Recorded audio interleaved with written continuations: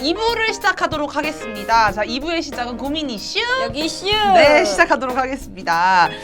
본격적인 상담 시작 전에 이 상담을 받으시는 분이 4일 동안 장장 4일이죠? 4일 동안 사연을 요약했다고 정리하셨다고 하는데 9페이지에 이르는 사연인데 제가 요약을 첫 부분을 읽고 그 뒤에 사연 부분은 사건 부분은 상담을 하면서 간단하게 정리해 드리는 걸로 하도록 하겠습니다. 네, 사연 읽을게요. 예. 어렸을 때부터 돌아보자면 여러 사건들이 있어서 어떻게 이야기를 시작해야 될지 모르겠습니다. 방송을 들으면서 부분 제 상황에 이입해보고 제 상태를 돌아보려고 노력하는데요. 그렇지만 자꾸 제자리로 돌아오는 것만 같아서 이렇게 제 얘기로 상담을 받고 어떤지 확실히 알아보고 싶어서 이렇게 사연을 쓰게 되었습니다. 제가 방송을 들으면서 스스로 생각하기에 저에게는 유기공포가 있는 것 같습니다. 또 저번 방송에서도 나왔던 초자아도 있는 것 같다는 생각이 들었습니다. 제가 지금 생각하는 저의 문제는 어떤 점이다라고 꼭 집어내기가 어려운데요. 제일 크게 느끼는 것은 아버지와의 관계가 너무 어렵습니다. 같이 있으면 기분이 언짢거나 하지 않는지 계속 눈치를 보게 되고 말없이 같이 있어도 너무나 불편합니다. 다음으로 제가 불안을 느끼게 되는 상황이 오면 불안장애처럼 어떻게 하기가 너무 힘든 점입니다. 평소에 꿈을 잘 꾸는 편이 아닌데 불안감을 느끼게 되는 상황이거나 스트레스를 받는 상황에는 항상 꾸는 악몽도 있고요. 사람을 대하는데 피곤함을 자주 느끼고 그렇지만 반대로 외롭다는 생각을 자주 하게 됩니다. 무기력을 느끼는 상황도 자주 반복되고요. 작년에 이 방송을 알게 되었고 들으면서 제게 문제가 있구나라고 느끼게 되었습니다.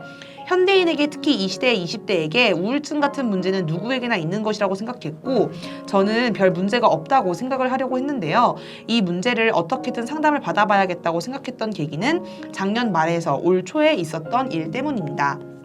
너무나도 권위적이고 폭력적이어서 세상에서 제일 무서운 아버지, 그에 비해 너무나도 나약했던 어머니 사이에서 있었던 여러 가지 사건들을 통해서 제 이야기를 매일 상담으로 잘 풀어주셨으면 좋겠습니다. 사의를 정리해도 다시 읽어보니 아직도 두서가 없네요. 감사합니다. 라고 일단 뒷부분은 제가 사연을 요약했는데요. 뒤에 장장 아까 말씀드렸지만 9페이지에 걸쳐서 청남이를 또 본인이 되게 애청하시면서 정리하신 본인의 고민들과 몇십 개 에피소드 사건들을 보내주셨는데 선생님과의 상담을 통해서 사이사이에 전달을 해드리도록 하겠습니다. 상담 시작해주세요. 선생님 당황하신 것 같은데. 아니에요. 괜찮죠? 예. 아닌 것 같아. 이번 사연이 이렇게 복잡한 케이스는 아니잖아요. 네네네. 딱 보이는. 눈에 좀 보이잖아요. 네네네. 특히 아버지의 문제점이 심각하다는 게 다 누구나 알 수 있을 정도로 보이는데요. 네. 현재 이 사연을 보내신 분이 겪고 있는 어려움을 이제 요약을 하자면 무슨 아버지의 관계가 몹시 어렵다. 네. 이제 불편하다, 네. 무섭다. 그리고 이제 아버지와의 관계 때문이겠지만 무력감이나 무기력감 같은 거를 이제 자주 느끼는 거. 또 하나 이제 문제는 불안 증세가 굉장히 심하다. 네. 그래서 이제 스트레스 상황이거나 불안을 심하게 느끼는 상황에서 꼭 악몽을 꾸고요. 그 다음에 스트레스 상황에서는 숨을 쉬기 힘들거나 배나 가슴이 답답하거나 뭐 이제 편두통, 구토 이런 증상들도 있다 그러셔요. 근데 이게 이제 공황 발작 증상 중에 하나 아닙니까? 그래서 진단을 받을 수도 있을 정도의 어떤 증상이다. 병원에서. 예. 그러니까 공황으로 진단받을 수도 있고, 공황장애 진단받을 수도 있고, 뭐 다른 진단을 받을 수도 있는 그러한 어떤 증상들이에요. 네. 이런 걸 이제 겪고 있다. 그러니까 이제 좀 심각한 거죠, 상황이. 네. 그 다음에 이제 마지막으로 뭐 이제 그 앞할 것들이 이제 원인이 되겠지만 대인 관계에서의 어려움. 네. 사람을 대할 때 피로감이나 피곤함을 느끼고 그리고 또 혼자 있으면 또 외롭고. 외롭고 그러면서도 외롭고 이런 이제 세 가지의 이제 문제점을 일단 호소를 하시는 거거든요. 네. 근데 뭐 사실 이제 마무리 방송이다 보니까 이제 앞에서 쭉 했던 얘기들을 좀 요약하는 것 같은 느낌도 좀 드는데요. 네. 뭐 정리하는 셈 치고 복습하는 셈 치고 이렇게 말씀을 드리면 일단 이분은 뭐 사랑을 받았던 경험이 거의 없는 분이라고 봐야 되겠죠. 네. 어릴 때 좀 좀 세게 얘기하자면 어릴 때 사랑을 제대로 받고는 사람이 나쁜 사람이 될 수가 없어요. 네. 나쁜 사람이 될 수가 없고 정신 건강이 좀 안 좋다 그래도 그렇게 많이 안 좋을 수는 없어요. 기본적으로 사랑을 받고 자라면. 네. 그러니까 사실 모든 정신적인 상처 혹은 장애는 다 사랑을 못 받는 데서 비롯된다라고 봐야 되거든요. 그러니까 그런 점에서 생각해보면 참 김무성 같은 사람도 불쌍해요. 어릴 때 얼마나 어릴 때 사랑도 못 받고 나쁜 환경에서 자랐을까. 근데 그렇다고 해서 용서할 수는 없고 네. 참 안타깝죠. 그러니까 뭐 부모를 원망할 수밖에 없는 거고. 진짜 그래서 조상 탓을 하는지 모르겠지만 자 어쨌든 사랑을 못 받았다는 것은 거의 이제 확실하게 이제 느껴지고 그 정도도 사람한테 주는 상처가 크잖아요. 네. 사실 사랑을 해주지 않는 것도. 그런데 그 정도를 좀 넘어서서 문제들 더 넘어서서 이제 상처를 준 문제들도 있었다 이런 거죠. 자 그리고 이제 사랑 얘기가 나왔는데 여기서 잠깐 그 얘기가 나오는데요. 이제 용돈 얘기가 나오는데 네. 제가 용돈 얘기를 잠깐 이제 하고 넘어가면 그 이 사연을 보내신 분의 이제 부모님은 네. 용돈을 줄 때 계획서를 써오라고 이렇게 하셨다 그래요. 네. 그래서 계획서를 써서 제출을 하면 심사를 하고 타당성이 있으면 용돈을 정분줄. 정부야 정부. 용돈을 줬는데 그렇죠. 기획재 정보. 비교적 어머니는 잘 주는 편이었고 네. 아버지는 꼬투리 잡으면서 거의 안 주는 네네네. 쪼잔하게 네. 그런 쪽이었고 그래서 이분이 이제 용돈을 계획서를 제출하고 나서 받았다는 것도 나빠요. 일단은 안 좋아요, 그죠? 보통 없다고 하면 주죠. 그렇죠. 네. 필요하다고 하면. 네. 잔소리는 하시긴 하시겠지만. 예. 그리고 부정기적 용돈을 받았잖아요, 이분이. 아, 네 맞아요. 그러니까 이제 다 쓰면 주는 거. 정기적으로는 이제 뭐 일주일에 얼마씩 준다, 뭐 이렇게 한 게 아니고 그냥 필요할 때마다 이제 부모님한테 요청을 해서 받는 네. 형식이잖아요. 이게 네. 나빠요, 네. 애들한테는. 그래요? 왜요? 별로 안 좋아요. 자율성 측면에서도 안 좋고 용돈을 재량껏 쓸 수가 없잖아요. 항상 감시와 보고 통제 밑에 쓰게 되잖아요. 경제관념도 오히려 없어질 것 같은데. 그럴 수도 있고 그다음에 이제 더 큰 문제는 권리 의식이 줄어들 수가 있어요. 그러니까 나는 이 정도의 사랑을 받을 수 있는 사람이다. 그런 그게 아니고 뭐 하나 사고 싶어도 부모님 눈치를 봐야 되고 뭔가 아부를 하든 어떻게 뭐 아니면 뭐 싸우든 어렵잖아요. 하나 타내는 게. 네. 그러니까 이런 과정에서 나는 사랑받을 만한 사람이고 나한테는 이런 권리가 있어. 뭐 부모님이 나한테 용돈을 이 정도씩은 줄 수 있는 거 아니냐라는 정도의 생각을 하는 게 아니고 나는 착하게 굴거나 뭐 부모님 마음에 들어야만 용돈을 받을 수 있다. 네, 이렇게 생각할 수가 있기 때문에 사실 저는 용돈을 줄 때는 정규적으로 그냥 주는 것이 한 달에 뭐 매달 이렇게. 네, 그렇게나 일주일이나 정해놓고 정기적으로 이제 규칙적으로 많이 안 주더라도 네. 주는 게 좋고 그다음에 아이가 그걸 어디다 쓰느냐에 대해서는 그걸 이제 뭐 폭발물 구입하는 데 쓰는 건 아닐 경우에는 그냥 재량껏 쓰게 놔뒀으면 네, 좋겠다. 네. 그걸 또 감시해서 다 쓰는 걸 어디다 썼냐 이런 거 하는 것도 참 저는 안 좋은 것 같아요. 네. 그래서 아이들도 인권이 있는 거고 자유가 있는 거니까 네. 그 본인이 그 정도의 돈은 쓸 수 있도록 네. 해주는 것이 필요하다. 근데 이제 이분 같은 경우에는 뭐 그렇게 규칙적인 용돈을 받은 것도 아니고 또 받을 때에도 계획서를 써서 제출해서 심사를 받고 받았기 때문에 그리고 미래 계획까지 네. 이걸 써서 어떻게 미래에 뭘 할 건지. 그런 여러 가지 이제 압박 속에서 깜짝아. 겨우겨우 돈을 받는 정도였잖아요. 네. 이런 것도 사실 사랑받았다는 느낌을 손상시키는데 그쵸. 하나의 원인이 될 수 네, 있어요. 네. 그러니까 뭐 이 위에도 너무 많지만 그냥 이제 제가 용돈 얘기가 나와서 그냥 하는 얘기입니다.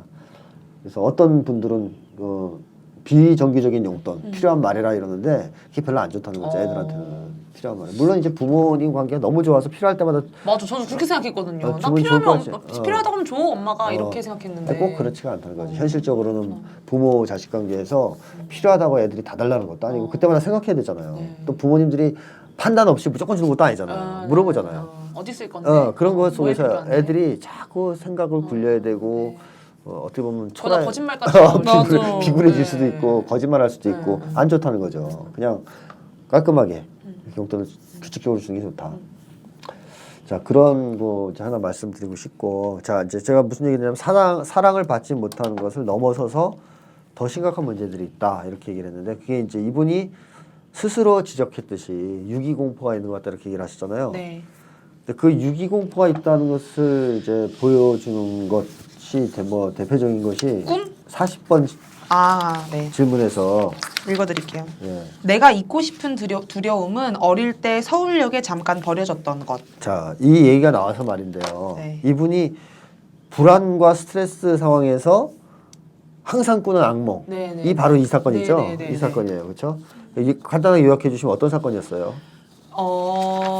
말을 안 들어서 동생하고 다퉈서 네, 맞아. 차 타고 그쵸. 오다가 네, 동생하고 다퉈가지고 서울역이 맞죠? 네. 어떤 장소에서 버려졌는데 서울역에. 동생은 울고 있고 근데 나중엔 자기는 그건 꿈이라고 착각을 했는데 나중에 알고 보니까 진짜 엄마가 너 버려진 적이 있다라고 뒤에 그렇게 나와 있던데 아닌가요? 맞아요. 네, 그래서 네. 아빠랑 엄마랑 싸워서 엄마가 데리러 가자 이래가지고 잠깐 있다가 네. 나왔고 계속해서 꿈에서는 가지 말라고 하는데 차는 계속 떠나버리는 이런. 그러니까 이제 실제 사건이라는 얘기인데 네네네, 이, 실제 사건. 이 악몽이 실제 사건이고 차를 타고 오다가 무서웠을까? 동생하고 다투니까 네. 아버지가 둘 다 내려놓지 또. 뭐, 왜 이제 누나만. 이 누나만 내려놔요. 네네네. 그리고 이제 잘못했다고 막 태워달라 그러는데 그거를 매정하게 차를 몰고 떠나버렸어요. 네. 울면서 차를 쫓아갔죠. 네. 좀 디테일하게 네, 하면 네, 네. 쫓아갔어요. 근데 이제 차는 떠났어요, 완전히. 그리고 한참 있다 이제 어머니가 이제 아버지를 어떻게 했는지 차가 다시 와서 맞아요. 태우고는 갔지만 그게 보통 충격은 아니었겠죠. 네. 근데 이러한 어떤 사건을 계속 반복해서 악몽으로 꾸고 있잖아요. 네. 그러니까 이 사건이 그만큼 충격적이었다는 것도 되지만 이런 것도 생각해 볼 수 있죠. 이분이 이 사건으로 상징되는 강력한 유기공포가 원래 있었다라고 네. 볼 수도 있죠. 그 이전에. 그게 할머니인가요? 맞습니다. 할머니 집에서 이제 키워졌던 게 그 사건이죠. 그래서 네. 그 할머니 집에 언제 갔었다고 나옵니까? 어렸을 때 다여섯 살? 네, 아주 어릴 때 네네네. 할머니 집에서 컸잖아요. 네. 그 어릴 적 시골에서 5-6살까지. 네네네. 그러니까 아주 어릴 때부터 5-6살까지 할머니 집에서 키워졌다는 거죠. 그러네요. 자, 그런데 이분이 기억은 못했지만 나중에 어머니한테 듣기로는 초등학교 때 상담받을 때 네, 맞아요. 이런 얘기를 했다고 네. 그러죠 어머니한테. 어머니에게 제가 왜 날 할머니 집에 버려두었냐라고 울면서 말을 했다고 합니다. 그렇죠. 하지만 그런 기억이 잘 나진 않습니다. 나진 않지만 어릴 때는 이미 이것 때문에 울었다는 얘기잖아요. 네, 네. 그러면 이제 이렇게 생각해 볼 수가 있죠. 이제 할머니 집에 갔을 때 이분이 행복하진 않았겠구나. 그렇죠. 그렇죠. 그때 이제 할머니 집에서 컸었던 5살, 6살 때까지 기억이 행복했다면 유기공포는 안 생길 네. 거거든요. 그러니까 예를 들면 저도 어릴 때 그 애가 많다고 할머니 집에서 컸어요. 시골. 네. 아주 깡촌 시골에서 뭐 30살? 하여튼 그 사진 보면 막 시골에서 완전히 그 촌놈 새카만 그 타가지고 그 사진이 있는데 우리 둘째 누님하고 같이 네. 보내진 거죠. 나머지 2명은 부모님 키우고. 네. 근데 전 유기공포가 없어요. 왜냐하면 그때가 제일 행복했던 시절인 것 같아요. 그 작은 누나 말로도 너는 세상 좋았다 이거야 거기서. 아주 즐겁게 지냈다 이거예요. 그래서 저는 그게 전혀 상처가 안 됐거든요. 네. 거기서 지냈던 기억이 할아버지 할머니 집에서. 오히려 이제 돌아왔을 때 상처가 생기지. 근데 그러니까 이제 제가 하고 싶은 주제는 그 할머니 집에서 자랐던 시절이 행복하고 좋았다면 이분이 유기공포는 안 생겼을 그쵸. 수 있다는 거죠. 이제 할머니가 키웠어도. 네. 근데 그때가 힘들었을 거라고 생각돼요. 네네. 추측하건데. 그래서 아마 이제 버려졌다는 느낌. 네. 서로 표현을 그리고 그렇게 나중에 하잖아요. 네. 서러웠을 거고 부모님을 찾게 됐을 거고 유기공포가 생기는 가장 근본적인 어떤 뭐랄까요 사건이었을 것 네. 같다라는 생각이 들어요. 그것도 상당히 긴 시간이잖아요. 네, 그렇죠. 그래서 이때가 행복하지 않았다는 것은 그 질문을 했을 때 이런 질문을 했거든요.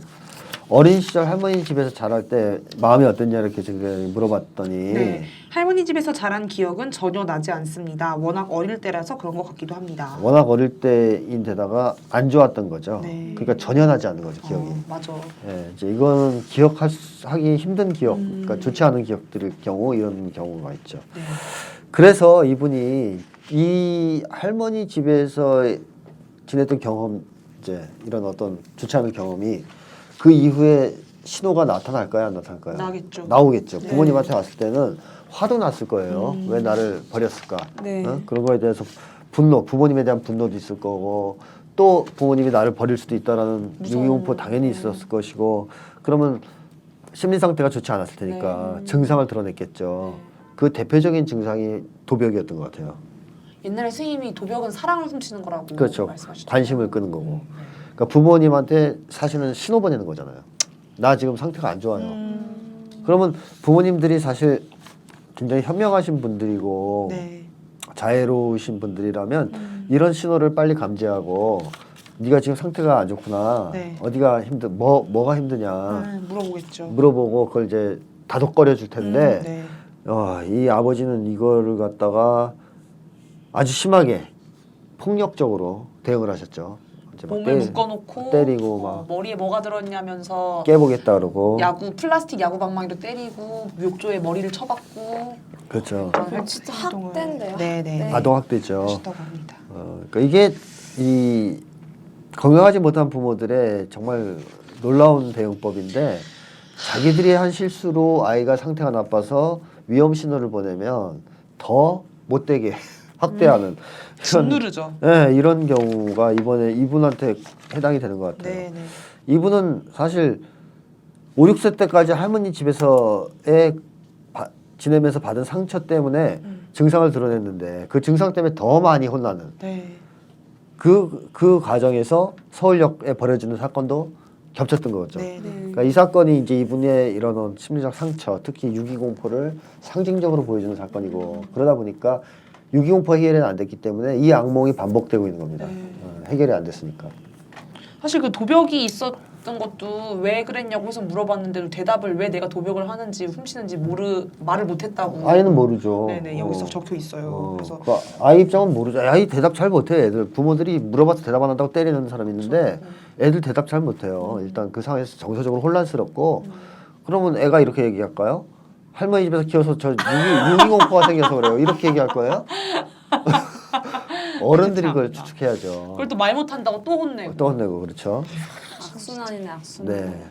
자 그래서 이런 이제 유기공포가 심각한 데다가 차별까지 있었고요. 네, 남동생. 아버지가 또 남동생을 편애하면서 차별했는데 그런 차별도 경험했고 뭐 안 좋은 건 다 당했다고 보시면 되죠. 네네. 그리고 이 어머니의 경우에도 이런 유기공포를 과연 해결해 줄 수 있었을까 어머니가 아닙니다. 그거는 안 됐던 것 같아요. 네. 제가 아까도 이제 우리 지라프님이 요약하셨지만 나약한 어머니, 네. 이 아버지의 폭력과 이런 것을 제동을 걸지 못하고 네네네. 그런 이제 어머니였기 때문에 사실 어머니도 유기공포를 완화시켜주기는 어려웠다. 네. 그 다음에 이제 어머니 자리도 약간 위태로울 수 있다라고 네. 이제 생각이 되는 것은 이분이 어릴 때 어머니가 어딘가 가버릴 것 같다는 불안감을 느낀 적이 네, 있다 네, 이렇게 네, 얘기를 네, 하잖아요. 네. 그렇죠? 그래서 어느 날 어머니가 나갔을 때 안 돌아갈 것 같은 불안감을 느껴서 동생이랑 손잡고 기다렸는데 나중에 왔을 때 죽으러 갔었다 이렇게 얘기를 진짜. 나중에 말씀해 주셨지만 근데 그렇더라도 그건 되게 충격적이에요. 네네네. 그래서 이분한테는 사실 아버지가 너무 극단적으로 좋지 않기 때문에 어머니가 그나마 상대적으로 이제 그 지지를 할 수 있는 사람인데 네. 어머니가 약하잖아요. 네네네. 그리고 이렇게 죽으러 갔다가 돌아오기도 했던. 그걸 자식한테 말하는. 예. 그러다 보니까 어머니의 지탱점도 굉장히 약해요. 네네네. 그러니까 유기공포가 치유되긴 좀 어려운 환경에서 자랐다 이렇게 봐야 되겠고요. 이것이 좀 나이를 먹어가면서 사회생활을 하면서 점차 치유가 된 게 아니라 좀 확장이 됐다, 더 심해졌다 이렇게 봐야 되겠죠. 그래서 확장된 유기공포라고 저는 이제 뭐 정의를 했는데 어린 시절에 그런 어떤 부모님으로부터 유기될 수도 있다는 유기공포가 이제는 좀 확장돼서 이런 표현들 있지 않습니까? 제 약점을 남에게 말하는 것만 같은 기분이 들고 다른 사람한테 뭐 얘기할 때 자기 얘기를 그러면 저를 좋아하지 않을 것 같은 마음이 들고 그래서 뭐 자기의 이런 어려움을 털어놓을 사람이 있었으면 좋겠다 생각하지만 얘기를 못해요. 그죠? 네. 말하면 뭐 때문에 다른 사람들이 자기를 좋아하지 않을 것 같다. 네. 이것은 결국 이분이 이제 부모님한테 버림받을 수 있다는 유기공포가 무차별적으로 확산이 돼서 타인들 대다수의 타인들한테까지 이렇게 확대가 되어 있는 거죠. 그래서 이 사람들한테도 난 버림받을 수 있어라는 걱정을 계속 하고 산다라고 보시면 되죠. 네. 그래서 21번에 그걸 이제 명확하게 좀 드러내는 설문이 나오고요. 네, 다른 친구들이 모르는 나만의 두려움은 내 비밀을 알게 되는 것이다. 그렇죠. 내 비밀을 알게 되면 왜 두려울까요? 나를 버릴 수 싫어할까 있어. 봐. 그렇죠. 버릴까봐 그렇게 되는 거죠. 그래서 현재 이분이 스스로 진단하셨듯이 유기공포가 극심하다. 이거는 뭐 분명한 것 같아요.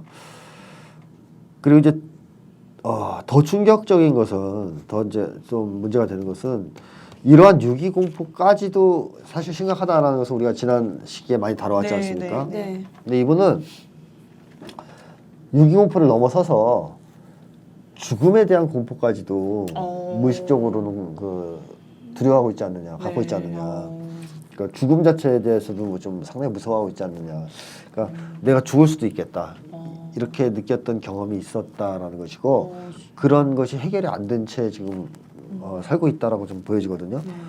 그러니까 이것은 결국 뭐냐면 대인공포로 이어질 수밖에 없어요.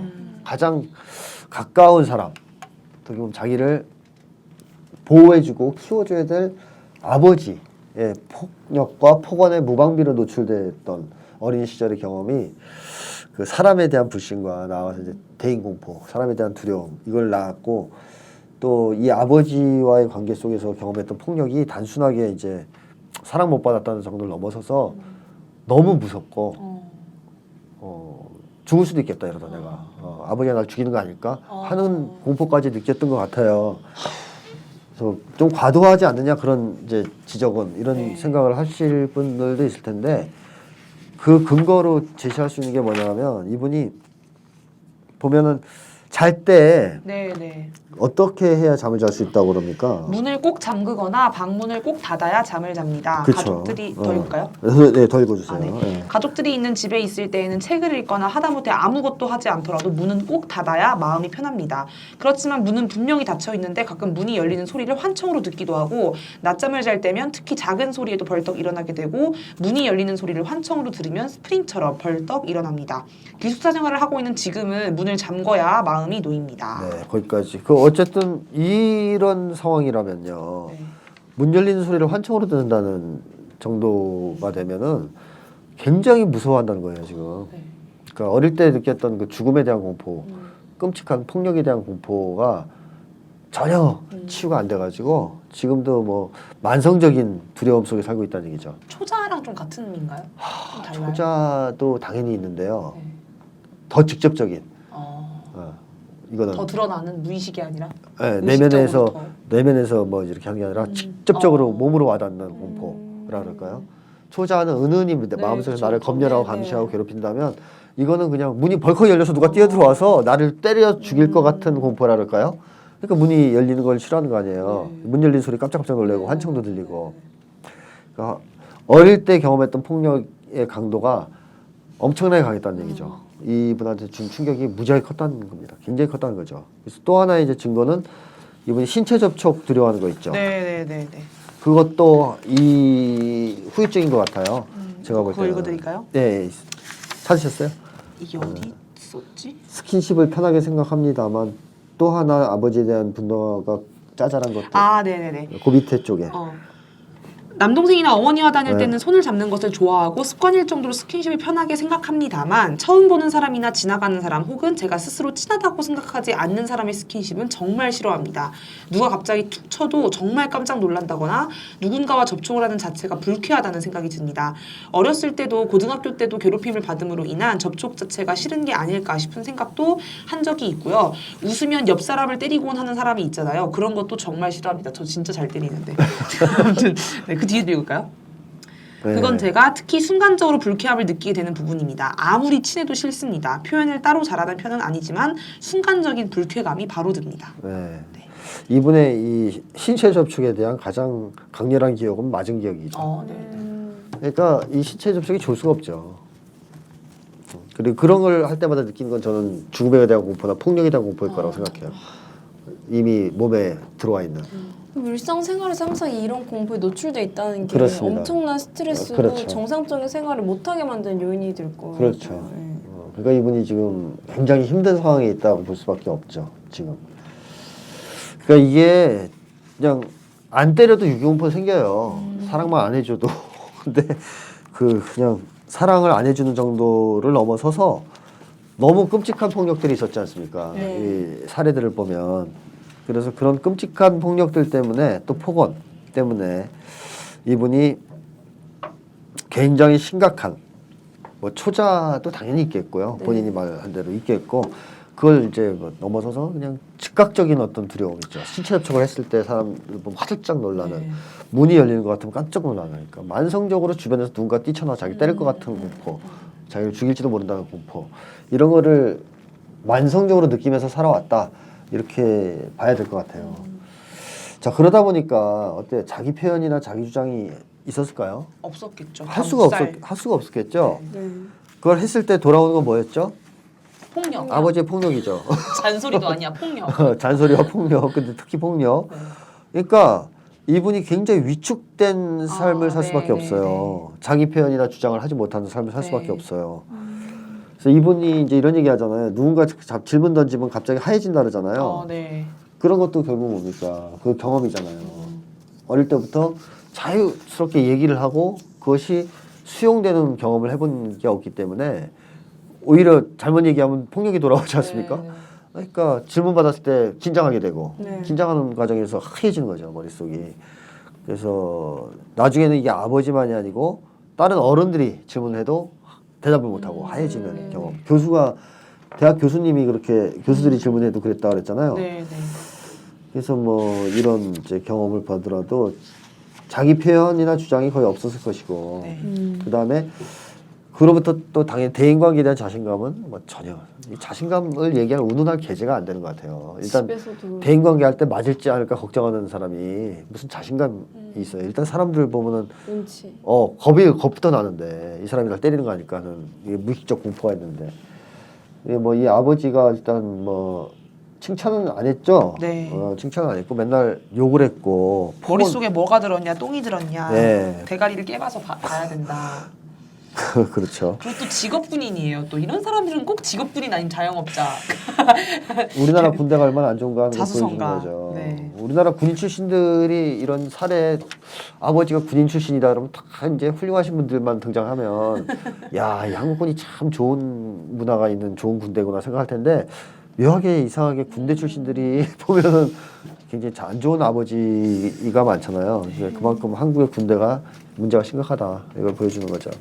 아니 심지어 그런 폭력도 폭력인데 그 심장 검사를 받았다고. 아, 네네. 나와 그 사건도 좀 이따 네. 말씀을 드릴게요. 네. 그러면 그것도 중요한 문제니까. 맞아. 그래서 부모님 얘기를 조금 더 이제 얘기를 하면 아버지는 기본적으로 다혈질의 독재자 네, 스타일의 네, 네. 아주 독선적인 사람이죠. 네. 그래서 이분이 그런 게 어디서 드러나냐면 3번 하고 읽어드릴게요. 네. 우리 윗사람은 무조건 본인 말을 들어주길 원하는 것 같다. 독재자라는 얘기고 19번도 대개 아버지들이란 권위적이다. 이런 이제 여기 아버지에 대한 이제 아버지가 일방적이다, 네. 독재자다 이런 얘기고요. 그 다음에 아버지가 기본적으로 엄청 무서워한다는 것은 5번 하고 어리석게도 내가 두려워하는 것은 아버지다. 그 다음에 46번 무엇보다도 좋지 않게 생각하는 것은 폭력이다. 이게 다 아버지잖아요, 그렇죠? 그러니까 이게 이제 아버지가 일단 폭력을 썼기 때문에 너무 무섭다는 것이고요. 22번은 안 하시나요? 22번은 아버지나 증오와 네, 관련이 있을 그렇구나. 것 같아요. 네. 22번 한번 읽어주세요, 그럼. 22번에 내가 싫어하는 사람은 아버지. 그러니까 이분이 아버지가 무섭지만 생각해보세요. 나를 때렸던 사람, 학대했던 사람에 대한 뭐가 있어요? 무서움. 증오와 증오. 증오가 증오. 분노, 증오가 있겠죠. 당연하죠. 항상 학대를 받는 사람은 학대자에 대한 증오가 있어요. 분노가 있어요. 근데 이제 이분이 이제 그걸 전면적으로 표현은 안 했지만 마음속 깊은 곳엔 그 분노가 굉장히 강하게 자리 잡고 있을 것이다. 네. 그리고 본인도 그걸 인정하죠. 네. 있다는 걸. 자, 그래서 이분이 아버지한테 이제 반항을 시도했던 적이 중학교 정도의 시절인 것 같은데요. 읽어드릴까요? 공부를 안 하면서. 네, 그렇습니다. 조금 읽어주세요, 그럼. 중학교 때부터 제 나름의 반항이라고 했던 것은 자기 파괴적인 부분이 있다고 생각합니다. 아버지가 시키는 모든 것들을 하는 척만 하고 제대로 하지 않았었는데요. 그런 것들이 모두 공부와 관련되어 있었기 때문에 고등학교 때도 성적은 좋지 않았고 지금 생각해보면 아버지를 즐겁게 할 수 있는 일은 하나도 하지 않았다는 심리였던 것 같습니다. 네. 수동적 반항이네요. 그렇죠. 수동적 반항이죠. 뭐 대놓고 반항을 하면 맞아 죽으니까 수동적 반항을 한 것이고. 그래서 중학교 시절이 즐거웠던 시절로 남아있나요? 그래요. 밑에 바로 네, 있네요. 그러니까 그나마 인생에서 네. 가장 즐거웠던 시절이 중학교 시절인데 수동적 반항을 하니까. 재밌게도 그때가 아버지한테 수동적인 반항이라도 했던 시절이에요. 네. 그래서 사람은 일방적으로 두드려 맞으면서 행복할 수는 없잖아요. 네. 뭐라도 해야죠. 뒤에서 욕이라도 해야 자 그나마 견딜 수 있는 거잖아요. 그러니까 네. 이 반항이라는 것이 참 중요한데 이때 그나마 좀 했던 건데요. 네. 그 이후에 지금 다시 못 하고 있죠. 네, 그렇죠. 그런 거고요. 이분이 이제 이런 아버지와의 극단적으로 좋지 않은 관계, 이런 좋지 않은 관계가 상당히 위험한 것이 당연히 다른 남자들과의 관계로 이게 전이가 될 수 있기 네, 때문에 네, 네. 굉장히 위험하지 않습니까? 그러니까 이럴 경우에는 보통 극단적인 경향이 나타나요. 모아님 도식에. 그러니까 남자를 아예 혐오하거나 아주 혐오하거나 해서 이제 의존하거나. 독신으로 살거나 네. 아니면 아버지와 반대되는 남자일 것 같으면 완전히 확 빠져버리는, 올인하거나. 확 빠져버리는. 그래가지고 결혼했더니 아버지랑 비슷하더라. 뭐 이런 결과도 나올 수 있고 그래서 모아님도 그러니까 아버지로부터 벗어나고 탈출하기 위해서 또 연애를 할 수도 있어요. 네, 잠깐만. 네, 맞아요. 너무 힘드니까 도피성. 도피하기 위해서. 근데 그럴 땐 좋은 사람을 구하기가 힘들잖아요, 보통. 그래서 네. 이제 위험한 상황이 좀 연출될 수 있다, 남자 관계에서. 그러니까 남자 관계, 남성 전반의 아버지에 대한 이제 분노가 또는 이제 그 감정이 전이돼 있다는 것은 8번 보면 남자에 대해서 무엇보다 좋지 않게 생각하는 것은 이유 없는 폭력이다. 이제 남자 하면 폭력이 떠오른다는 것이고, 네. 그다음에 31번을 봐도 윗사람이 오는 것을 보면 나는 불편하다. 특히 남자가 더 그렇겠죠. 네. 그다음에 36번도 완전한 남성상은 존재하지 않는다. 남자 싫어해요. 네. 어쩔 수 없어요. 이 태어나서 가장 오랜 세월 경험했던 시간 경험했던 남자가 끔찍한 사람이었기 때문에 이 남자에 대한 감정이 좋을 수가 없어요. 네. 그러니까 남자들과의 관계가 피상적으로는 괜찮을지 몰라도 이분은 몹시 어려울 거예요.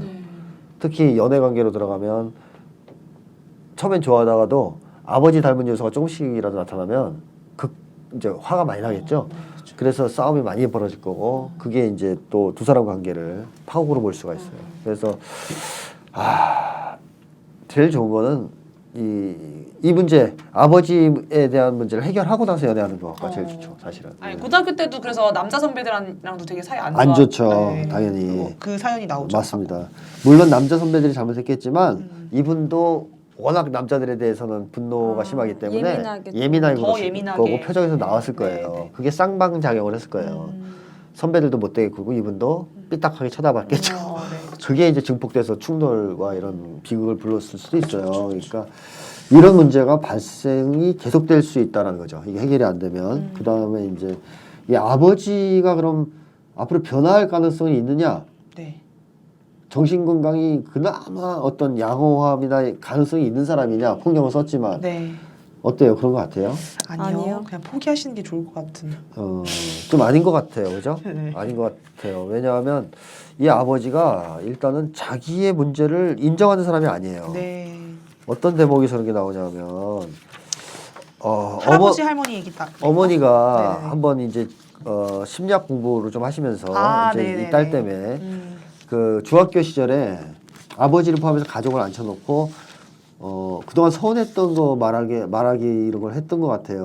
네. 그때 이제 이분이 아버지한테 무슨 얘기를 했냐면 왜 남동생하고 나를 차별하느냐 네. 서럽다 서운하다 이렇게 얘기했잖아요. 네. 그때 아버지가 어떻게 그렇지 얘기했어요? 않다고. 부인하죠. 네. 그렇지 않다. 그러니까 남동생이 뭐라 그래요? 내가 생각해도 아빠 누나를 차별한다.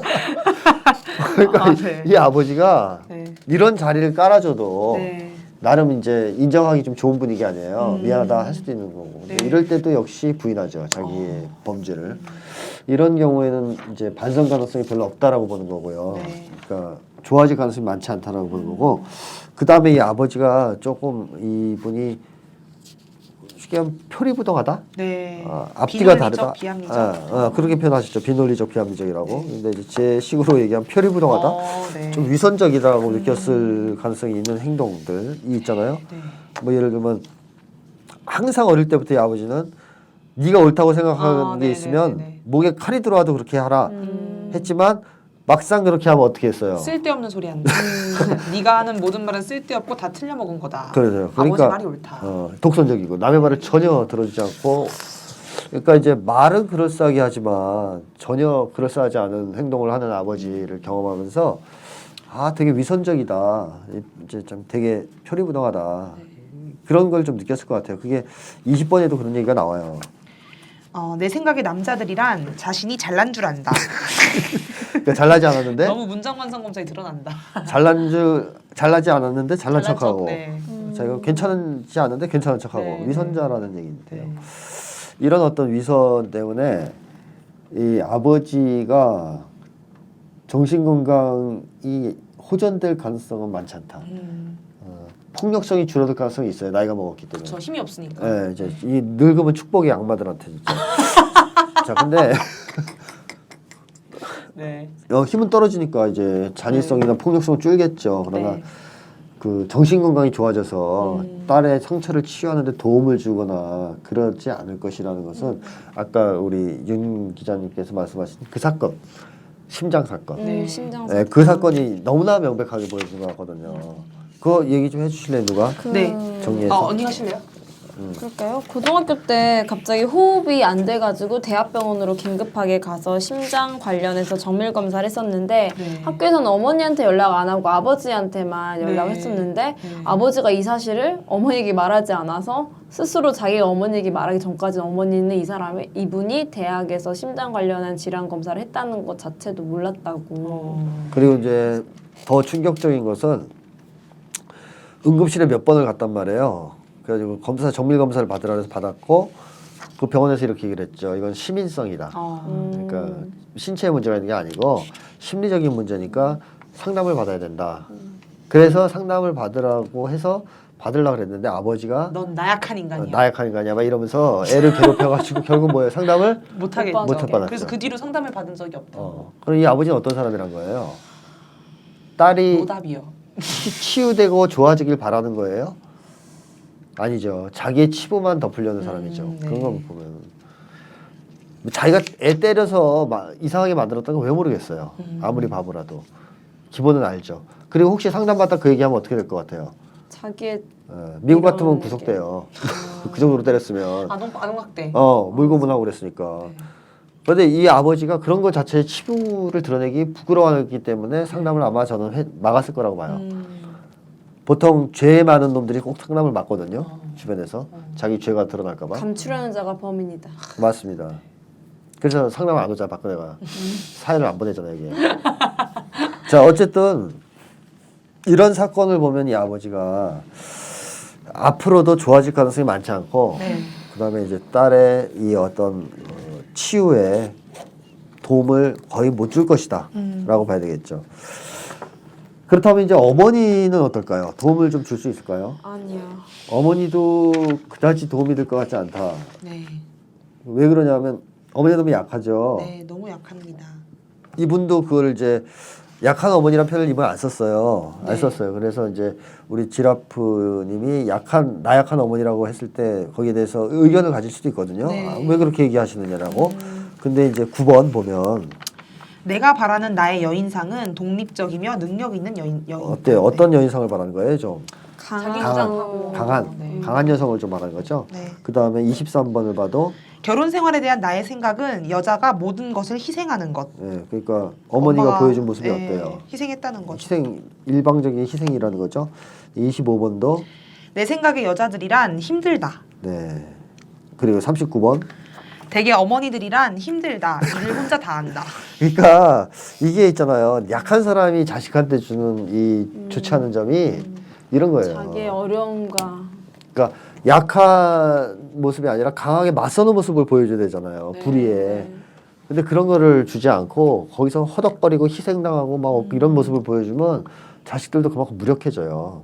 용기를 주는 게 아니라 오히려 안 되는구나. 안 되는구나. 해봤자. 해도 안 되는구나. 그다음에 이제 약간 분노도 있을 수는 있는데 기본적으로 나를 지켜줄 수 없구나 저 사람도. 네. 이런 걸 생각하면서 아이들이 상당히 약해지죠. 그러니까 부모는 제가 이제 그 자식을 사랑한다면 용감해져야 되거든요. 그리고 사실 또 자식을 사랑한다면 용감해질 수밖에 없고 맞아. 지켜야 되니까. 근데 이제 뭐 좀 심하게 얘기하면 이 어머니가 자식에 대한 사랑의 강도가 그 정도로 강하진 않았다. 히틀러 엄마 같았군요. 예, 히틀러 엄마 같은 거죠. 진짜 많은 거를 이게 저를 빼고 이해했습니다, 이해. 저를 빼고 그냥 아이, 그 방송을 정도는 아니에요, 아이. 직접 하셔도 될 것 네, 같아요. 아닙니다. 맞아요. 맞아요. 히틀러 어머니 같은 수준인 네. 거예요. 밖에서 자, 기다리고. 그래서 히틀러가 어머니를 좋아했어요, 싫어했어요? 싫어했죠. 여성 혐오. 표면적으로는 되게 좋아했죠. 아 표면적으로는 네. 표면적으로는 그렇죠. 무지하게 좋아했죠. 자기는 어머니 사랑을 한다라고 얘기했죠. 하지만 여성 혐오증이 있었죠. 여자들하고 질자. 결코 좋게 지내지 못했고 네. 그다음에 여성 혐오를 곳곳에서 표출했죠. 네. 그러니까 무의식 깊은 곳에서는 여성에 대한 분노가 있는 거죠. 나를 지켜주지 않은 어머니에 대한. 그러니까 이분도 똑같진 않을지라도 분명히 그런 감정이 있을 수 있어요. 네. 어머니에 대한 양가 감정이. 네. 49번 같은 경우에 이제 그런 게 좀 드러나는데요. 나는 어머니를 좋아했지만 이해가 가지 않을 때가 있고 상처받기도 한다. 네, 아주 온화한 표현이지만 네. 어쨌든 어머니에 대해서 일방적으로 나를 사랑해줬고 좋은 분이다 이렇게 못 느낀다는 거죠. 그럴 수밖에 없다고 생각해요. 왜냐하면 최선을 다해서 자기를 지켜준 건 아니었기 때문에. 네. 그나마 뭐 아버지한테 맞고 나면 약 발라주는 정도는 했으니까 그 정도로 상대적으로는 아버지보다 나으니까 그냥 26번처럼 네. 어머니와 나는 친한 편이다. 네, 친하다고는 안 하죠 절대. 친한 편이다. 편이다라고 하죠. 이렇게 표현할 수밖에 없고 상대적으로 나으니까 이렇게 애착을 어머니한테 형성할 수밖에 없지만 어머니가 아버지한테 너무 이렇게 희생당하고 당하고 맨날 이렇게 하는 입장에서 자기를 지켜주지 못한 거에 대해서는 신뢰도 강하지 않을 것 같고요. 네. 그다음에 이제 어느 정도의 분노도 네. 있을 것이라고 생각돼요. 네. 그래서 어머니가 치유적 역할을 과연 해줄 수 있을까 앞으로? 그것도 좀 안 될 것 같아요. 왜냐하면 이분이 아버지 얘기를 하면 어머니가 자꾸 이해를 바라는 것 같이 얘기할 때가 있다 이렇게 네, 서운하다 네, 이렇게 맞아요, 표현을 많이 맞아요. 하잖아요. 네. 몇 번 있었죠. 네. 그게 이제 어머니가 그런 거죠. 아버지한테 계속 오랫동안 희생 당하고 뭐 어떻게 보면 어머니도 학대당했을 수 있죠. 맞지는 네, 않았더라도 일방적으로 심리적으로 위축돼서 그러다 보면 보통 심리가 어때요? 참아라 뭐 이렇게 되나? 참아라도 되고 네. 자기 합리화를 하기 위해서라도 아버지를 옹호하려고 하는 심리가 생기잖아요. 스톡홀름 신드롬처럼 네. 이제 그런 심리가 생겨요. 맞다 보면 때리는 사람을 합리화해주고 이제 좋게 미워하는 심리가 생기잖아요. 그런 비슷하게 어머니도 그런 심리가 있기 때문에 어느 정도 이 딸이 자기 문제를 얘기하면 오히려 조금 냉담한 반응을 보일 때가 있죠. 그거 어디 있지 않아요? 네, 뭐 있었던 것 같습니다. 잠시만요. 찾아드릴까요? 네, 어머니한테 얘기했더니 어머니가 어떤 식의 반응을 보여서 좀 서운했다고 그랬던가요? 앞부분에 나오는 것 같은데. 예. 다음날 어머니가 아버지와 같이 있지 않다는 것을 확인하고 제가 유급을 당할지도 모르는 지금 상황과 아버지에게 이 말을 어떻게 해야 할지 모르겠고 너무나도 무섭다는 말을 했는데 네. 어머니께서는 아마 제가 답답하고 안타까운 마음으로 그렇게 말씀하셨다고 생각합니다만 그때 어머니는 약간 화를 내는 말투로 왜 아버지에게 말을 못하냐 유급을 네. 당하는 상황에 스스로 실망스러운 것이 아니라 지금 아버지에게 말을 해야 한다는 것을 더 두려워하는 게 정상이냐 왜 그렇게 답답하게 하냐 아버지에게 당당해질 수 있도록 너의 내공 키워야 한다고 엄마가 그렇게 늘 말을 하지 않았냐라는 말씀을 하셨고 저는 그 상황에서 좀 서럽다는 생각을 했었습니다. 네. 자, 이때 어머니의 반응은 어때요? 좋아요? 아니요. 본인도 못하는 거 전혀 공감해주지 않고 네. 그렇죠? 그리고 자기도 못하면서 네, 딸한테 하라고 그러죠? 이거 딸에게 비춰진 자신의 모습에 화를 낸 거예요. 그럴 수도 있어요. 맞습니다. 그렇기 때문에 이런 사례를 보면 어머니가 이 분의 치유에 도움을 많이 줄 거라고 기대하기는 좀 어렵지 않을까. 네. 어머니도. 네. 안타깝지만 그래요. 네. 그래서 이분이 사실상 그 어머니와 관계가 아주 좀 괜찮다, 좋은 편이다 이렇게 생각하지만 좀 복잡하다. 이제 깊이 들어가면 이렇게 봐야 되겠고 이 어머니가 약한 것만 있었으면 괜찮아요. 그나마 그냥 약해서 그냥 아버지한테 크게 저항하지 못하고 그냥 때린 다음에 약 발라주는 일만 계속 했다. 뭐 내지는 뭐 위로해주는 일만 했다라는 것만 해도 괜찮은데 이 어머니 자체도 좀 감정적이다라고 이분이 표현을 네, 했는데요. 맞아요. 그 예측 불허의 그 감정 폭발을 좀 보이시고 네. 그 다음에 그럴 때 어떻게 했어요? 읽어드릴까요? 예.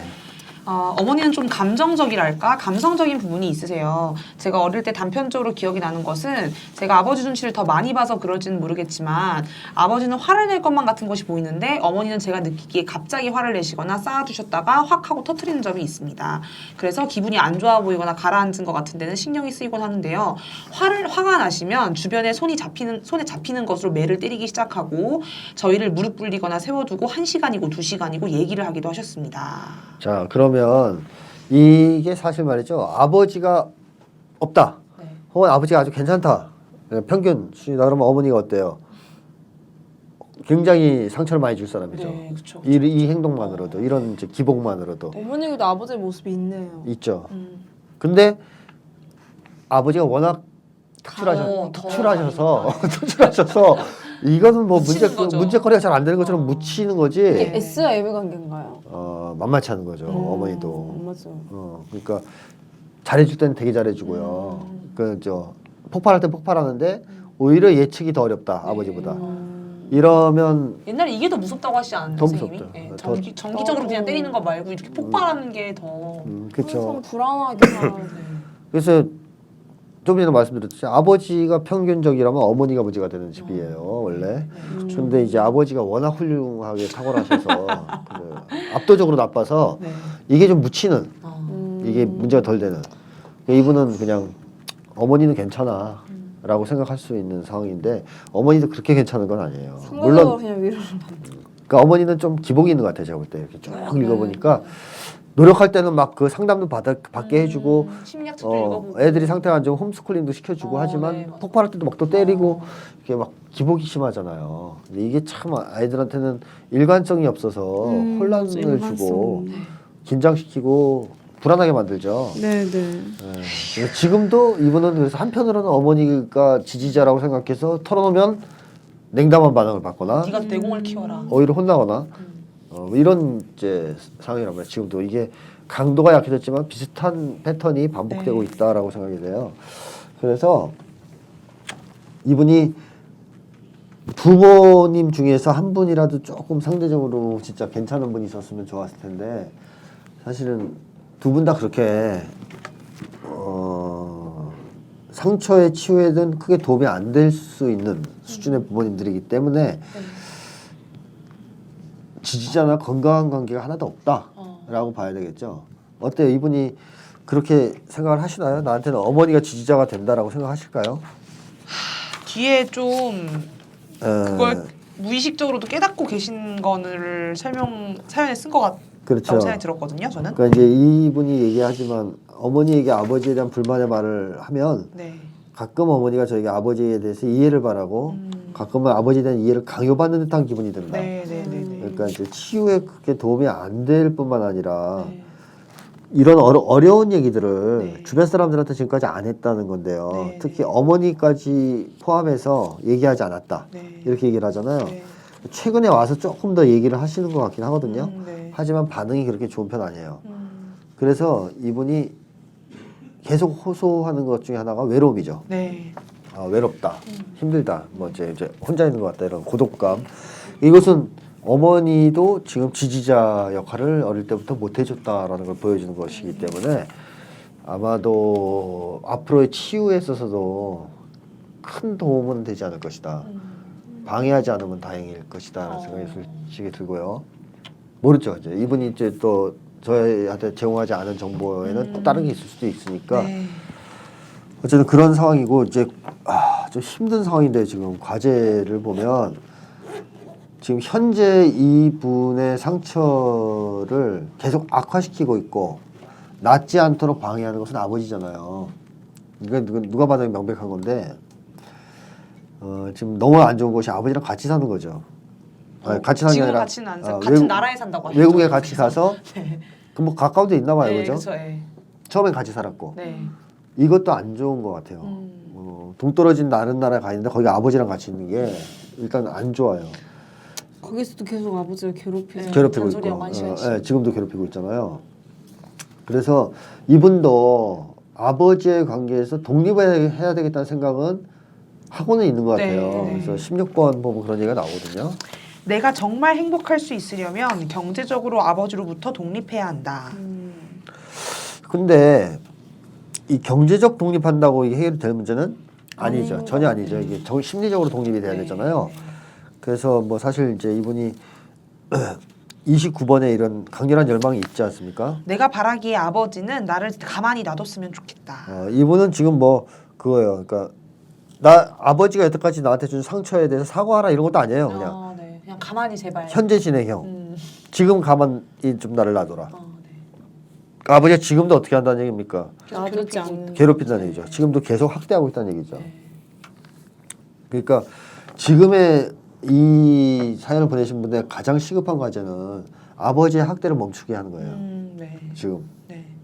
왜냐하면 이것을 멈추게 하지 못하면 무력감이 해결될 수가 없어요. 점점 심해질 겁니다. 무력감이. 네. 이게 지금까지 계속 누적되어 왔기 때문에 엄청나게 커질 거예요. 그 다음에 폭력에 대한 두려움도 절대로 사라지지 않을 겁니다. 네. 제가 그래서 그런 질문도 했었거든요. 아버지의 폭력이 재발될 가능성이 있다고 생각하느냐라고 했을 때 이분 어떻게 답변하셨어요? 아버지가 26세 이후에는 이거 맞죠? 네. 신체적인 폭력을 사용한 적은 없습니다. 그렇지만 그 이후 지금까지 종종 그런 액션을 보여준 적은 자주 있었습니다. 손을 들어 올린다든지 주먹을 꼭 쥐는 정도의 액션은 자주 있었기에 또다시 폭력을 행할 가능성이 충분히 있다고 생각합니다. 그렇죠. 이분도 알고 있고 우리도 알고 있죠. 폭력을 또 쓸 가능성이 있죠. 언제라도. 네.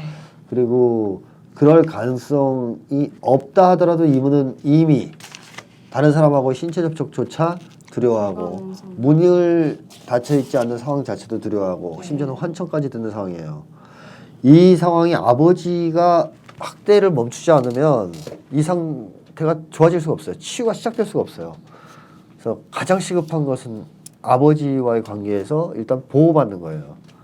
이거 좀 연구해봐야 됩니다. 저도 딱 답은 안 나오는데 어머니가 도와줄 수 있다면 제일 좋긴 한데요. 어머니한테 이 상황이 이렇게 심각하다. 그러니까 아버지한테 나를 좀 떨어뜨려서 보호해달라. 내가 지금 죽게 생겼다. 힘들어서. 이렇게 해서 뭐 하든가 도저히 안 되면 뭐 경찰한테 신고해서 아버지의 학대를 멈추게 하든가 아버지 같은 이런 아버지 같은 사람들은 경찰한테 몇 번 신고하면 조금 잠잠해지거든요. 맞아, 오히려. 왜냐하면 이런 폭력적인 사람들은 거의 권위주의 성격자라서 네. 강한 힘 앞에는 또 비굴해진단 맞아요, 말이에요. 그래서 그런 강한 힘으로 아버지한테 경고를 하면 조금 이제 줄어들 수도 있고 아니면 상담을 받는 것도 있어요. 상담을 받아서 아버지가 때리는 걸 자꾸 얘기한다고 생각하면 아버지가 못 괴롭힐 수가 있어요. 그래서 아버지한테 전화 오면 안 그래도 그 얘기를 상담할 때 얘기했더니 아버지가 문제가 있는 걸 하더라. 그럼 난리를 치겠죠. 전화로 막 쌍욕을 할 수도 있고 하지만 조심하겠죠. 그러니까 여러 가지 방법을 써서 아버지의 학대를 멈추게 해야 됩니다. 그래서 본인이 거기에 대해서는 좀 의사표명을 할 필요도 있다. 안전한 방법으로. 아버지가 옛날에 괴롭힌 것까지는 내가 그것도 용서할 수 없지만 지금 현재 나를 괴롭혀서 내가 살 수가 없다. 그러니까 이제 그만해라. 이런 거 있죠. 뭐 아버지가 저질렀던 일에 대한 사과를 받고 뭐 치유가 돼 이건 그 다음 문제예요. 현재 당면에서 아버지의 학대가 멈춰지는 것이 가장 중요합니다. 그래서 거기에 대한 해결책을 찾았으면 좋겠고요. 어떻게든 연구해서 방법을 찾아야 될 것 같고 그 다음에 이제 이분이 뭐 당연하지만 자기의 삶을 살아오지 못했죠. 이 공포에 짓눌려서 죽을까봐 무서워서 버려질까봐 무서워서 그냥 쩔쩔매면서 부모님들한테 끌려온 삶 아니겠어요? 그러다 보니까 11번 같은 얘기가 나올 수밖에 없죠. 내가 늘 원하기는 생각이 나지 않는다. 자기가 뭘 원하는지 생각이 모르죠. 안 나요. 그죠? 그 다음에 15번도 내가 믿고 있는 내 능력은 뭐가 있을까? 스스로 믿는 능력이 있었으면 좋겠다. 내가 어떤 재능이 있는지 능력이 있는지도 모르죠. 몰라요 지금. 네. 그죠? 그 다음에 28번도 보면 언젠가 나는 돈을 많이 벌면 좋겠다. 이것도 뭐 본인이 깊은 생각 속에서 나오는 소망일까요? 아니 그냥 아니죠. 그냥 아버지가 돈 하니까 그럴 수도 네. 있고요. 이런 것 자체가 벌써 자기의 삶을 전혀 살지 않았다는 걸 보여주는 여러 증거들이고 그 다음에 41번을 봐도 내가 평생 하고 싶은 일은 잘 모르겠다. 자 그렇다면 이분은 여태까지 한 번도 자기의 삶을 살아보지 못했다는 건데 지금도 그걸 당장 너한테 자유를 줄 테니까 살아봐 그러면 어떨 것 같아요? 못하겠죠. 막막하겠죠. 그게 또 문제죠. 그렇다면 삶에 대한 의욕이라든가 또 재미, 의지 뭐 이런 게 생길 수가 없지 않습니까? 그렇죠, 네. 그래서 자기 삶을 살아가기 위한 어떤 노력과 준비가 시작될 필요가 있다 이제. 네. 여태까지의 그런 공포스러운 분위기 속에서 일방적으로 끌려왔다는 삶이 아니라 정말 자기의 삶을 스스로 시작해야 될 단계가 이제 됐다. 이제는 좀 해야 되지 않느냐. 네.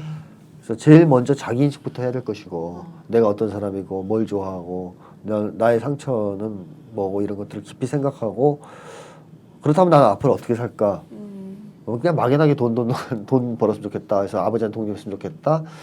아버지랑 다른 남자 만나 결혼했으면 좋겠다. 이런 생각 갖고는 안 돼요. 해결이. 자기가 정말로 뭘 원하는지 이런 것들을 찾아서 자기의 인생을 살기 시작하는 지금 당장은 아니지만 그런 준비를 하는 시간이 필요하겠다 하는 생각이 들고 그 다음에 절대적으로 지금 이분한테는 지지적 관계가 필요하다. 그러니까 좀 친한 친구는 있다고 하셨는데 그것 갖고는 좀 어려운 것 같아요. 이분이 지금 너무 외로움도 심하고 그 다음에 외로움이 심한 반면에 자기의 어떤 이런 문제점을 다른 사람한테 얘기를 어때요? 안 하고 싶어. 안 하고 싶고 못 하잖아요. 그렇죠? 왜냐하면 지지적 관계 하나도 없으니까 그걸 경험할 수도 없고 신뢰도 할 수 없겠죠. 그래서 그런 관계가 하나쯤 있어야 되는 거 아니냐. 뭐 안타깝지만 미국 지금 어느 나라에 있는지는 모르겠네요. 네, 그죠? 네. 모르겠는데 그 나라에서 상담을 받을 수 있는 곳이 있다면 거기서라도 좀 상담을 받아보는 것도 좋지 않을까 하는 생각이 들고요. 네. 그래서 주변에 아무도 없는 것보다는 한 명이라도 그런 어떤 하소연을 할 수 있는 자기 문제를 얘기할 수 있는 지지적 관계가 있는 것이 좋을 것 같고 네. 또 뭐 그 나라에 한국 유학생들이 많고 괜찮은 사람들이 있으면 그런 모임 같은 것들에도 참가해 본다든가 하는 식의 어떤 관계 그냥 나 혼자 아버지를 상대하는 나 혼자 세상에서 혼자 지금 막 고독하게 삶을 이끌어 나가는 그런 것이 아니라 나를 그래도 지켜보고 관심 있어 하고 나가 잘 되기를 바라는 사람이 한 명이라도 있다 이런 느낌을 가지고 사는 건 다르기 때문에 그것을 시급하게 확보하는 것이 필요하겠다. 그래서 당장 자력으로 할 수 있는 조건이 아니라면 상담을 받아보는 것도 하나의 방법이 될 수 있다 하는 얘기를 드리고 싶어요. 자, 그래서 이 정도로 일단 말씀드리고 어쨌든 시급하게는 이런 것들을 출발하려면 네. 현재 아버지로부터의 학대를 일단은 멈추게 하고 네. 그 다음에 이제 치유를 위한 노력과 자기의 인생과 건강한 관계를 위한 노력을 해야 된다라는 그런 이제 정리를 좀 할 수 있겠습니다. 그런 식으로. 알겠습니다. 네. 뭐 이렇게 좀 상담을 들어봤는데요. 들으시면서 좀 어떤 생각을 했는지 우리 윤탱 언니가 먼저 좀 말을 해볼까요? 좀 어떻게 말을 해야 할지 모르겠는데 정말 학대를 너무 심하게 받으셔서 지금 이런 현상이 있는 게 안타깝다는 마음이 하나가 들고 뭐 도움이 되실지 위로가 되실지 모르겠지만 사실 뭐 저도 제 얘기를 하는 거를 되게 극도로 병적으로 싫어하는 사람이어서 병적으로까지 싫어요. 네, 저의 정말 중학교, 고등학교 친구들한테도 저를 잘 안 드러냈어요. 그러다 보니까 저가 어떤 사람인지를 아직도 아이들은 잘 몰라요. 지금도 제 성격 이런 것도 잘 모르고. 근데 대학교 와서 처음으로 제가 말하기 싫어하는 문제를 말했는데 그 당시엔 너무 억울해서 막 울었거든요. 싫어서.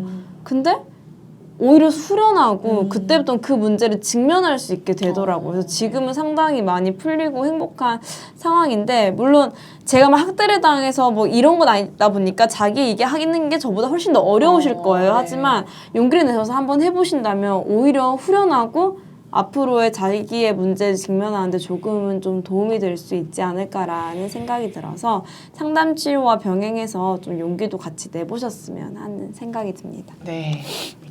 저는 상담을 들으면서 오랜만에 옛날에 어머니 랭킹만 좀 했잖아요. 최악의 어머니 랭킹. 오랜만에 최악의 아버지 랭킹에 들어갈 수 있는 상황이다라는 생각을 좀 했고요.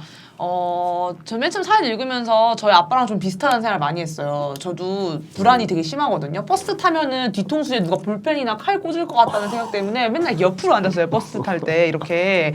그리고 저도 이렇게 누가 괴한 같은 거 그런 막 유영철 같은 그런 거를 진짜 극도로 무서워해서 남동생 보고 맨날 빌라 올라갈 때 데리러 나오라고 뭐 지금은 남자친구가 있었을 때는 그렇게 남자친구를 통해서 한 것도 있었지만 뭐 그래서 되게 무서웠었는데 선생님 맨 마지막에 대인관계 또 이분이 대인관계도 되게 어려우셔가지고 안타깝지만 그 공동체 얘기하셨잖아요. 저도 이게 겪었던 게 뭐냐면 나 아빠 때문에 너무 무서웠을 때 제가 지금 하고 있는 동아리 뭐 선배들이 되게 많이 도움을 줬어요. 뭐 아빠가 때린다고 하면 어떡하지 이러면은 뭐 민재형 실명을 얘기했네요. 선배를 막 불러가지고 막아주겠다. 그때 아빠가 공연하는 걸 되게 싫어했는데 저는 어느 정도였냐면 제가 공연을 하면 아빠가 되게 이상한 성격이어서 막 공연하고 있는데 공연장 뛰쳐나와가지고 막 공연 끌고 나올 것 같은 막 그런 무서움이 있었어요. 근데 동아리 선배가 남자 선배들 앞에 대기 타서 니네 아빠 맞게 해주겠다. 뭐 네 알바하고 있는데 쳐들어오면 우리가 다 막아줄게. 막 이런 되게 뭐 근거 없는 말이었겠지만 그런 말들이 되게 도움이 되게 많이 됐어요. 그래서 좀 세상에서 부모한테 심리적 독립을 하셔가지고 본인을 더 지지할 수 있는 좋은 사람들을 다른 나라에서도 그리고 한국에 돌아오시더라도 마음을 더 열고 접근하셨으면 좋겠고 저는 또 하고 싶은 말은 반항을 계속해라. 끊임없는 반항. 엄마든 아빠든 계속해서 반항을 하다 보면 그 힘이 언젠가 자기로부터 솟아오를 것 같다는 그런 생각을 하면서 또 어릴 적 제 생각이 나면서 또 한 번씩 뭉클하기도 했습니다. 네, 알겠습니다. 뭐 상담을 들으면서 어떤 생각이 있었는지 얘기 많이 들어봤고요. 오랜만에 좀 총정리하는 시간이 있어서 되게 또 좋았던 것 같고 칭찬 많이 받아서 좋네요. 저희 동아리 후배들을 상대로 선생님 같은 역할을 하도록 하겠습니다. 네, 2부 방송을 마치기 전에 좀 다시 한번 공지를 좀 드리려고 하는데요. 이제 2년 동안 진행해온 청남이 방송을 종방하려고 합니다. 울면서 마무리. 1부 방송 오프닝에서 말씀드렸다시피 이제 이 방송의 취지와 역할은 좀 다 한 것 같다. 라고 저희만 판단하지 않고 청취자 여러분들도 같이 판단했으면 좋겠고요. 방송은 남아있으니까요. 앞으로도 많은 분들이 다시 방송도 듣고 기획방송 얘기하는 겁니다. 혹시 늦게라도 듣게 되신 분들이 있다면 이 방송이 여러분들을 위한 좋은 자료가 되었기를 바랍니다. 다음 주부터는 청남이 2년을 돌아보며 한국 사회와 우리들의 생각을 최종 분석한다라는 주제를 가지고 이거 와 짱이다. 맹구언니 잘 썼네요. 특별 방송을 기획하고 있습니다. 청남이를 사랑해주신 모든 분들에게 정말 많이 감사드리고요. 우리 모두 같은 고민을 나눌 수 있어서 정말 행복해요. 더 많은 소감은 특별 방송에서 눈물과 함께 이야기 나누도록 하겠습니다. 눈물과 함께 진짜 하나요? 아니 웃음과 함께 합시다. 네네네. 네네. 나를 미치게 하는 것들 12회 2부 방송을 사연을 보내주신 분의 신청곡 유나의 22번째 길. 네, 22번째 길이죠. 네. 그거를 들으면서 마무리하도록 하겠습니다. 안녕.